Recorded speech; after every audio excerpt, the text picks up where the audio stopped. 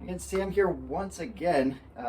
So as it turns out, when you do a little bit of science, you get answers sometimes, but oftentimes more questions. And so I decided to run this test, this little experiment using some other items. So I have a long neoprene strip.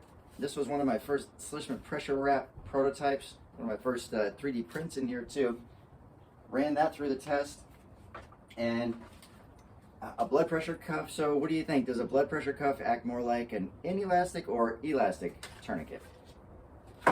And then lastly, it occurred to me, is there a way to make an inelastic tourniquet act more like an elastic one? So for the SICH as well as the CAT, I added a 1.5 by roughly 1.5 or 2 inch elastic bit of vel stretch here. So you can see a bit of stretch in there. And then I just ran this through the same test. I'll go through the numbers with you next. Bye. All right, here we go. Some data. Again, long strip of neoprene versus blood pressure cuff versus SICH with a touch of elastic and CAT modified with a touch of elastic.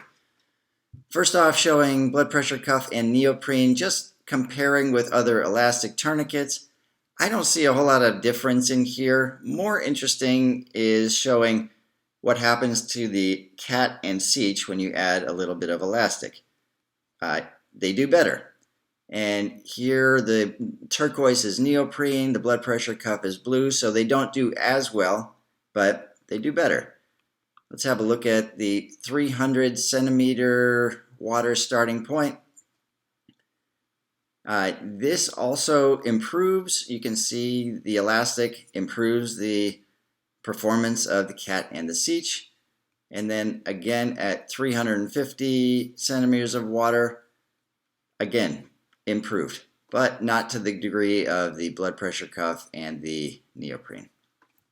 That's it. Hopefully you find this data interesting. Hopefully it's useful. Hopefully it will lead someday to improved patient care. Have a nice day.